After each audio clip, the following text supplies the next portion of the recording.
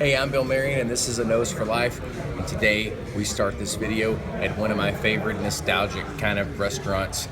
We started at the Cracker Barrel.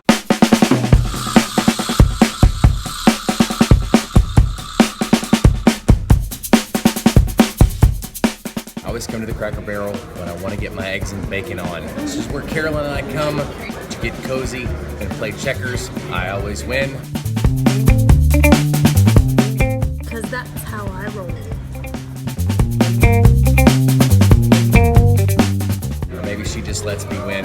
But either way, I love Cracker Barrel. It's always got a fire going in the background and you can warm yourself up even in July when it's like 110 degrees outside. But I hope you enjoyed this video. Lots of fun stuff to come.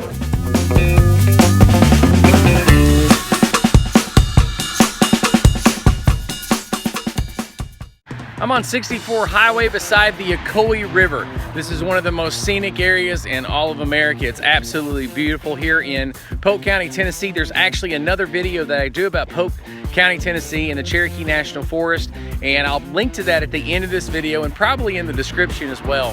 It's a beautiful February morning, and here in Tennessee we're having a very mild winter this year, so Carol and I are out enjoying ourselves being in the mountains. But this is a gorgeous, gorgeous area, and if you ever get a chance to come out, one of the best times of year to enjoy this area is actually in the late winters. Behind me is the always beautiful Parksville Lake here in Polk County in East Tennessee. If you're planning your summer vacation, if you're planning on coming through Tennessee to go to Florida, this is a nice stopping point. You can spend the night in Cleveland or in Chattanooga and head out east just for a day for Polk County. You can go rafting at the Chilhowee River, which is the river that feeds Parksville Lake. And here at Parksville Lake, it's just gorgeous. It's a beautiful lake. The locals are very friendly. There are great restaurants in the area, but this place is absolutely gorgeous. So give Polk County a chance this summer. If you're making your plans to go down south to Florida, this is a great stopping point. And actually, this is a great destination as well. There's a reason why I absolutely love this area, and it's because all year round, winter, spring, summer, and fall, there is something to see in these mountains. These mountains in East Tennessee, they're a part of the Appalachian network of mountains. They're just absolutely gorgeous, and it's fun to be up here. And again, we're having a mild winter, so you know it's easy to be up here like in a fleece. You would need a little more if you were going to get out and walk around a whole lot, but the hiking trails, I don't see a single closed hiking trail. There's no snow on the ground. Now, if winter was a little worse this year, you couldn't get up the mountain we're crawling up right now, but it's just absolutely beautiful. The views are great. And if the weather keeps up this year, and this is kind of how we're gonna settle in East Tennessee as far as the weather, this would be a great spring break location. This would be a great place to have early camping trips because it's already, the views are great. And so far the weather has been phenomenal. So if you're planning a camping trip and you're in the area or you'd like to come to this area, a lot of the camping grounds, they're open. And I would just keep an eye on the weather. And of course, check out all the websites. I'll link to that and those in the description below to make sure that things are open when you're planning your spring break. But this would be a great time of year to camp out. There's wildlife running around. There's bears running around up here and all kinds of other critters. So it's a great place to come visit. So this is an old Civil War site, a civil battleground, and I think I'm gonna die here.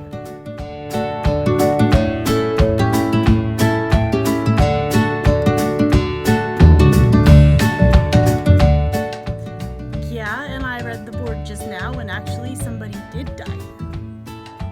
So the locals will tell you that we really don't know what happened at that Civil War location. But anyway, the Chilhowee Recreation Area is still one of my favorite places to go in Appalachia. But it's changed over the past 30 years. It's probably grown in size by at least tenfold. And I have mixed emotions about that. But still, the Chilhowee Recreation Area holds a very special place, especially for Carolyn and I and our family, even if the park has changed quite a bit over the past 30 years. So here we are, the top of Chilhowee at the lake, and it's rather cold up here, but it's gorgeous, and this exact spot is where Bill and I met and our dating life commenced. Fell in love in such a very short time, and had our kids running around up here playing in the water in the cold weather. What do? It's fun. Never regret a moment. So they've added a few benches here on the beach. They're kind of cozy, but they're new. But Bill and I met here several years ago, and in fact, first time I saw him, he was on the other side building a sandcastle. It was very, very sweet, very cute. And so even though this place is old to us, it still holds a very special place in our hearts and always and forever will. So if you're ever up in the Polk County area, climb the Chilhowee Mountain and come up here and enjoy the place. They've got cookout areas and campsites and obviously the beach where you can swim and have a blast. So it's a lot of fun, lots of memories. Great time. So this track trail that they offer up here, it's definitely something new to us. It wasn't up here when we were having our many adventures up here, but personally, I love it. You get families that come up with kids who are young, they see a beach and a lake, and all they want to do is swim and floating and building sandcastles. Some kids who probably would never even think to enjoy the woods, and this new track trail giving that child something to do, an adventure to go on in the woods, would probably make them somebody who ends up loving the woods as an adult, but without the track trail, they probably would have never gone on a single trail in their entire life. I really love the idea. Bravo. So track trails, family stuff, kids stuff, that's all super fun. But as you can see, this trailhead leads all the way to Benton Falls. It's quite a hike. If you have little ones with you, I suggest tennis shoes, not flip-flops or bare feet. It's not hard, it's just long and rocky, and the terrain's a little rough. Definitely worth the walk. We've gone down there several times and it is beautiful. Take some water with you and it might put you out of breath depending on what kind of shape you're in. Lots of fun. I hate it. The woods are for men, manly men, and manly women, not for kids. Leave the kids at home where they belong. Bear? Oh yeah, don't feed the bear here. I'm not being funny. It's not a joke. It's dangerous. It's not smart. Don't feed the bear here. Don't take food on the trail with you. Have your water, your sports drinks, the proper shoes. Have fun. Don't feed the bear. Is the National Forest trying to say that if you get lost, you'll see Bigfoot? I mean, I don't know what that picture is. Is that a man? Is it a man in camouflage? Or is that Bigfoot? You think about that for a minute. Predictive programming right there. You know, there is a story here in Eastern Tennessee.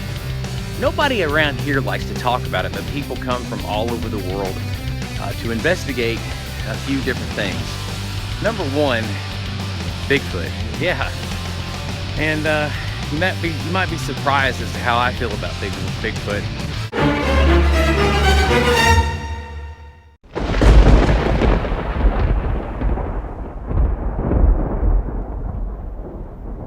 So behind me here is one of the best examples of the Tennessee Valley. Here on this side, this is the Appalachian side of the Tennessee Valley. And in the distance over there is another ridge line, and that's the Cumberland Plateau. And that's where I live, on the other side of the Tennessee Valley. In my last video, I shared that I had seen a mountain lion out in the wild, sort of at the border of Middle Tennessee and East Tennessee up on the Cumberland Plateau. And I mentioned that nobody believed me, and I really didn't have any evidence. I didn't have a camera, and I couldn't find any signs that I'd seen this huge mountain lion. Well, turns out there is now proof that mountain lions do exist in Middle and Eastern Middle Tennessee. Check out the link in the description. It's pretty cool. I'm a little saddened this week. Earlier in the week, America lost one of its greatest heroes. It's a general by the name of Hal Moore. Hal Moore was a leader among leaders. He was innovative. He was a genius, and he will definitely be missed. If you've never read the book, We Were Soldiers Once, the movie's great. I enjoyed the movie, but it's nowhere near as compelling and as gut-wrenching as Hal Moore's book, We Were Soldiers Once. It's a fantastic read. I actually own 2 copies of the book, but it's an excellent read. I highly recommend picking up that book from your favorite bookstore. It's a good read.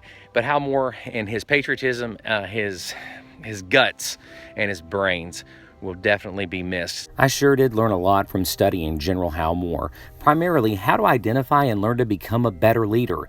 Simply stated, leaders duplicate themselves without jealousy, envy, or resentment in hopes of creating an even better leader. Hal Moore once said in so many words, every person in an organization is as necessary to the mission as the next, and that goes from top to bottom.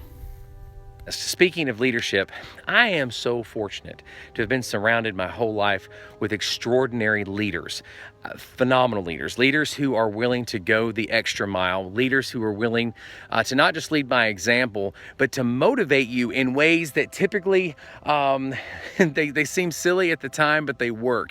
In fact, I have an amazing leader right now. My manager, I work for a Fortune 500 company. It's an amazing company, but my manager is absolutely amazing. And her name, for right now, I won't use her last name, but her name is Marissa. And Marissa is one of the best managers that I've ever worked for. And here's why. Marissa understands and knows how to do the little things to motivate her troops in very much the same way Hal Moore was able to motivate his troops. She believes in community. She believes in building up a esprit de corps. She believes in investing her time and energy into her troops. And because of that, it makes me want to work harder. It makes our team want to work harder. So today, in the spirit of Hal Moore's life and in celebrating his life, I salute my manager, Marissa. Thank you, Marissa, for all your hard work and your dedication to our company. And because of you, the company that you and I work for, our company is better for your leadership. So I thank you. Now, I have to give a shout out to my buddy Brian, his wife, their son James, for watching my videos, and they would have won the contest that we had last week for the Slusho sweatshirt that is still in play. You'll have to check out the last video to learn about that contest. They would have won it, but unfortunately, I know them, so it sort of disqualified them. But they actually got the right answer, so a shout out to Brian, James, and I love you guys. I'm so thankful that you're watching these videos, and thank you for watching. So don't forget to hit that like button and that subscribe button, and please comment and please share on all your social media. Thanks for watching.